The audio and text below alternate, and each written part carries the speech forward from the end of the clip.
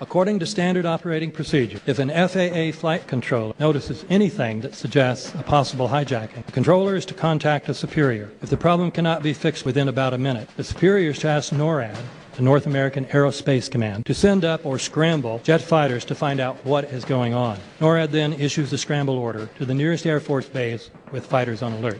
But although interceptions usually occur within 10 or so minutes, in this case, 80 or so minutes had elapsed before fighters were even airborne. It's a mind-bending anomaly. Not a single U.S. Air Force interceptor turns a wheel until it's too late. There are no jets at all. What if they were so confused and had been so deliberately confused that they couldn't respond?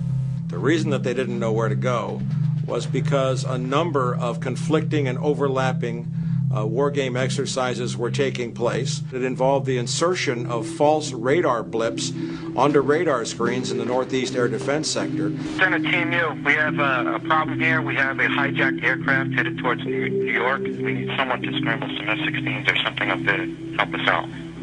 Is this real world or exercise? Is this real world or exercise? There was another exercise, Vigilant Warrior, which was, in fact, according to a NORAD source, a live-fly hijack drill being conducted at the same time.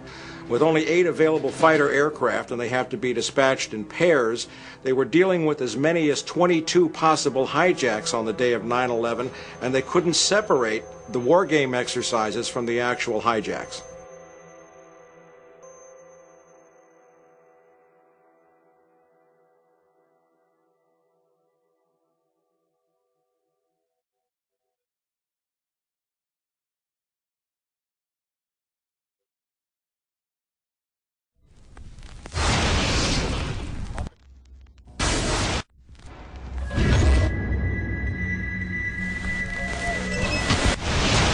Page 172.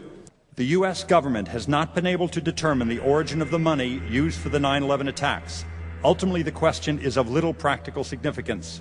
The American authorities have not managed to trace the source of the funding, and then the most amazingly disingenuous statement ultimately is it of little consequence. It is of massive consequence. Doesn't it matter who paid for 9/11? The collapse of Building 7 has been recognized as especially difficult to explain. The 9/11 Commission report implicitly admitted that it could not explain the collapse of this building by not even mentioning it. President, why are you and the Vice President insisting on appearing together before the 9/11 Commission? Because the 9/11 Commission wants to ask us questions. That's why we're meeting, and I look forward to meeting with them and answering their questions. Why you're appearing together rather than separately, which was their request?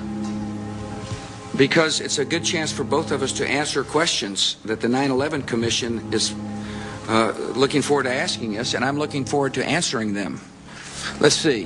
Do you think they should be able to stand up and speak their own words? They should go under oath. They should be, yeah. In public.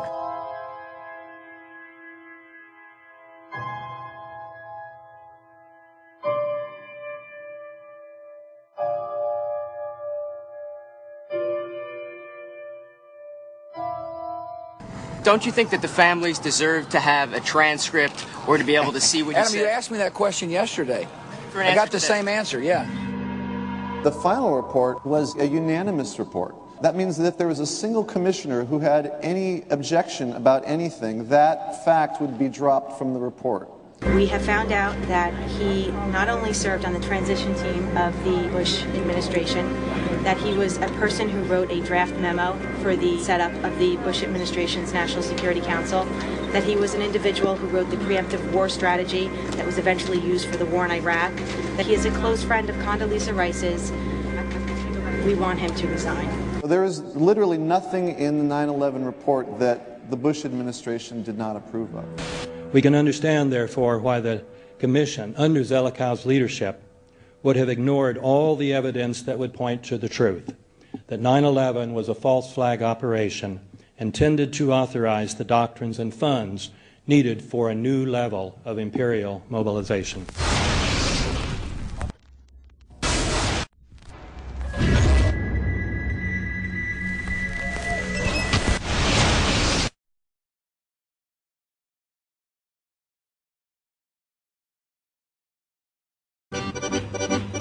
armed with knives, armed with chemical, biological, nuclear weapons. Fanatics, terrorists, September 11th. September 11th, killers, September 11th, terrorists. Terrorists of Al-Qaeda, terrorists, nuclear weapons, terrorists. 9/11, terror, terrorist, evil. September 11th, September 11th. The terrorists, war and danger. September 11th, terrorism, global terrorism, terrorism, terrorism, terrorists, terrorists, terrorists, terrorists, the terror, terrorists, terrorist, terrorism. September 11th, global terrorism, terrorist, terror, terrorism. September 11th, world terrorism, terrorist, terrorism. September 11th, global terrorism. September the 11th, terror, terror, terror, terror, terror. Weapons of mass destruction. September the 11th, September the 11th, terrorists, the evil terrorists, terrorists, terrorists, no.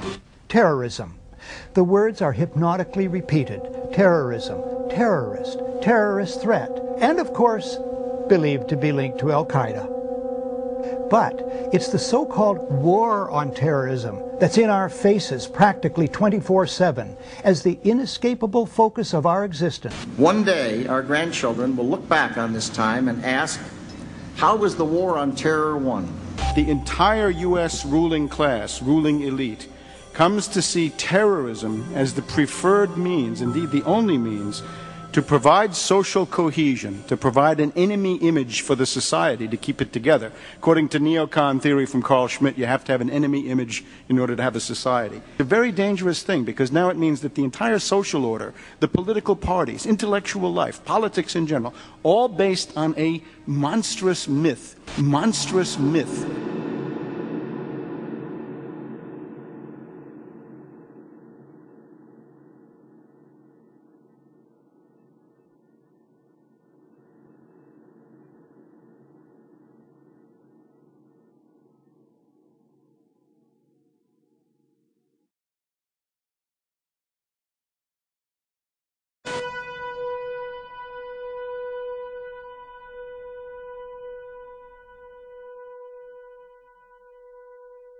Look, the CIA has done in this country, what they've done to us is unbelievable. Look at the terrorist acts that have occurred. The CIA behind most, if not all of them. We had the Marine Barracks. We had our embassy in Kenya. We had Pan Am 103. We had the USS Cole.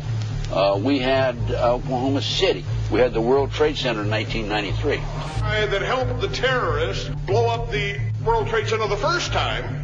They built the bomb. They got the driver's license. The informant, the informant, a fellow named Salam, a 43-year-old former Egyptian army officer, he was given the assignment to put the bomb together. And he went to his supervisor, his FBI supervisor, and said, we're going to put a dummy bomb in here, right? And the FBI supervisor said, no, we're going to put a real bomb. The FBI actually carried out the attack on the World Trade Center in 1993. They actually hired Ahmad Salam and paid him $1 million and gave him real explosives, a detonator, and told him to build a bomb and to give it to the foolish people that he was controlling to allow them to attack the World Trade Center complex. Unfortunately for them, there were only 6 people killed, not enough to pass the legislation. So what happened is 2 years later, April 19, 1995, down comes Oklahoma City Murrah building, 168 people killed. 1 year later, the anti-terrorism legislation that takes away many of our constitutional rights and civil liberties is passed.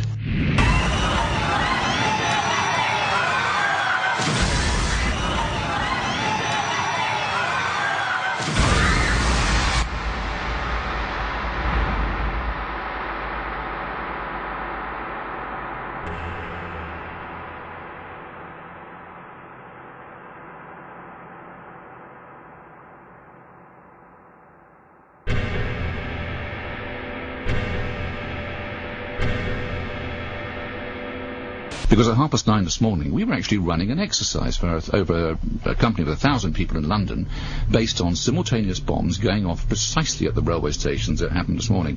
So I still have the hairs on the back of my neck standing upright. To get this quite straight, you were running an exercise to see how you would cope with this, and it happened while you were running the exercise? Precisely.